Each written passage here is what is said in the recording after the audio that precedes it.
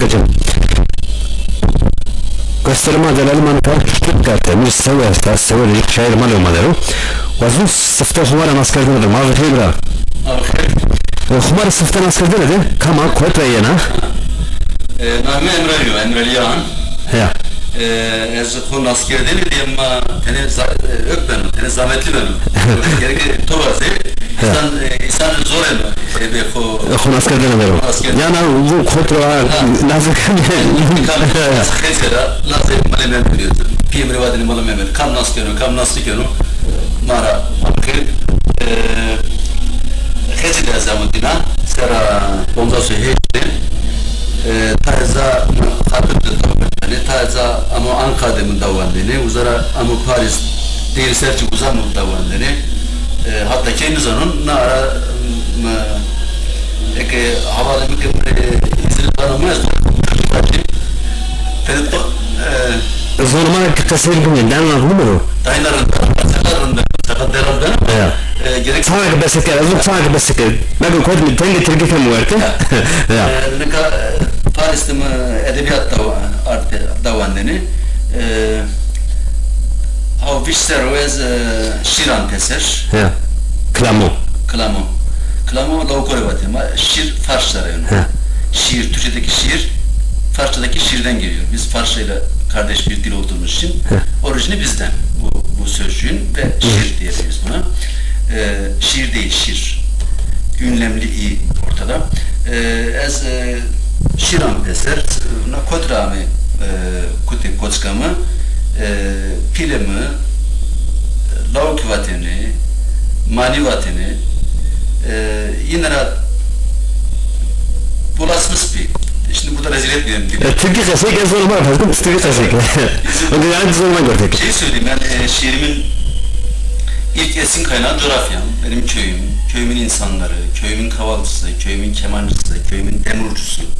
Bunlardan çok şey aldığımı ve çocukluğumun kimyasının şekillenmesinde, çocukluğumun halet uriyesinin şekillenmesinde bu coğrafyanın çok büyük payı var.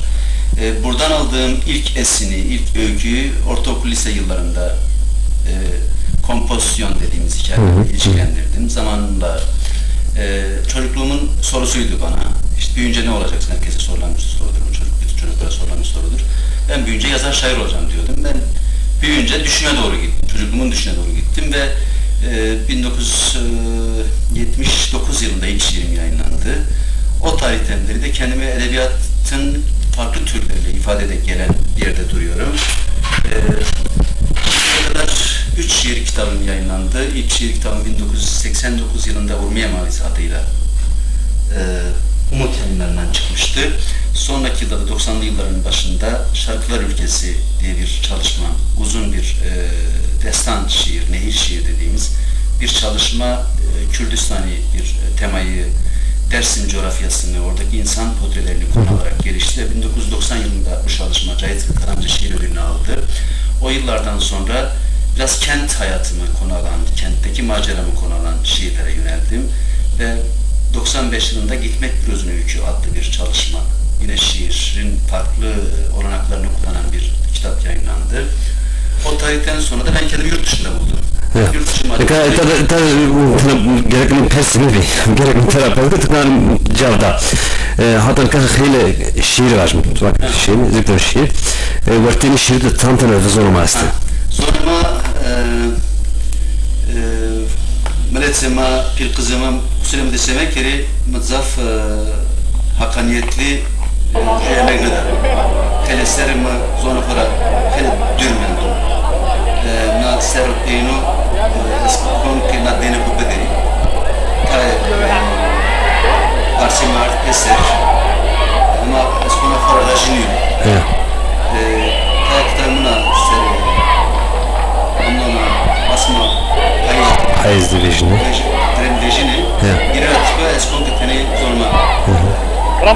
Yani ben hep diyor ki her insan zor oldu kısayken gerek ama zor oldu diyeceğim zor kontrol yani bizonum beyesmo yani şair mazı zafer hadi seni zafer zaman yani şair mazaf ama hikmet sakın teki yani kalamet tu göster zaf göster kadar mı?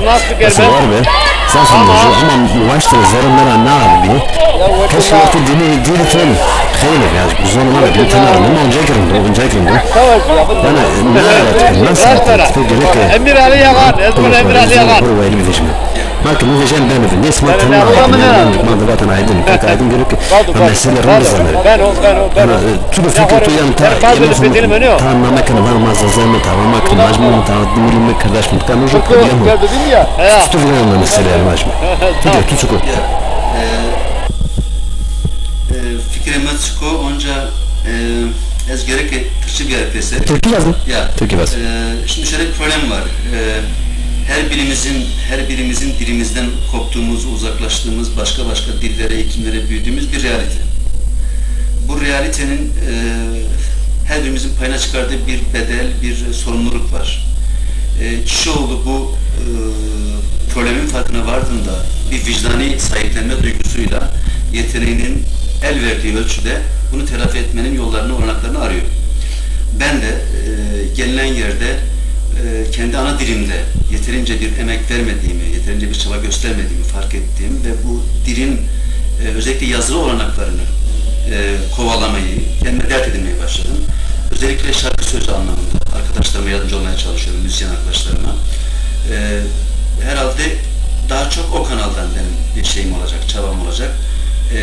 Yazılı okunma olanakları sınırlı bir dil ama sözlü spontan türküler üzerinde dolaşıma ben çok inanıyorum. Onun yeni jenerasyona dili taşımasına olanak verdiğini düşünüyorum. Daha çok buralarda bir çaba göstermeye çalışacağım. Bu iş daha çok bir duygu işi, bir yürek işi, bir arzu işi, bir inanma duygusuyla ilgili bir şey.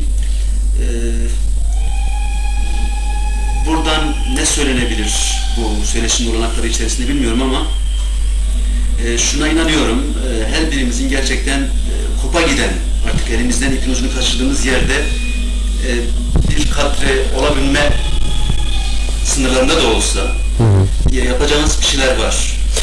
Şimdi özellikle Türkiye kısmı fikir bekleyin ya bana.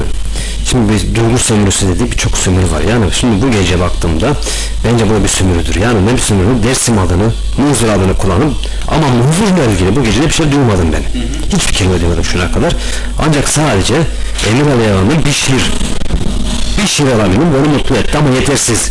Dersim adını ve de Munzur adını burada kullanarak birileri bir iş yapıyor burada. Bu sayı Dersim halkına, bu Munzur halkına saygısızlıktır. Fikrimin yer o. Yani biz şimdiye kadar kendimizi inkar ettik. Ya Türk yani millet hadan kalıcıma derim dinlerim bu. Yama zoruma kanı yama benemindi. Mesela ama grana derdim ama grana gerek ki yani vahvata namaz kazana yanına var yani millet ama koru verir yani baştan o ki Emir Ali'ye ve yagan her roz zavu. Şey millet ama reklamo şiri bu anı. Yani millet sonra hunde zanı. Ama ya znam yani yemek millet koru verir ne işine? Yani ne işine? Mesela ama. Bir şey bu gecenin başlığı müzik ve şiir şöleni. Yarın İsviçre'de yapılacak gece Munzur Vadisi ile ilgili. Şimdi bugünkü gazetede, bugünkü Özgür Politik gazetesinde var. 2 ayrı gecenin ortak ilanı var. Bu gecenin üst başlığı müzik ve şiir şöleni. Bunu düzeltelim. Yarın İsviçre'de yapılacak gece Munzur Vadisi ile ilgili orada bu başlık altında konuşulup taşınacağına, konuşulup bir şeyler söyleyeceğine ben inanıyorum. Ama bu yine bir sömür yani gecenin başlığında Munzur kullanılmış yani. Gazete ilanında 2 gecenin anonsu birlikte verilmiş, o doğru. Ama 2 gecenin de başlıkları ayrı. En azından kendi payıma yarına ilişkin ayrı bir hazırlığım var. Yani Munzur Vadisi'nde olup bitenler. Evet. İstiyorum. Gerçekten Munzur tarihinin, Dersim tarihinin en ciddi sorunuyla karşı karşıyayız. Bu sorun konusunda Dersimli kurum kuruluşların, çevrelerin, sivil örgütlerin, insanların, aydınların, köylülerin, reçberlerin, şabaklı aşiretlerin yapabileceği çok şey olduğuna inanıyorum ve biz bu sorunu biraz yüzüstü bıraktık.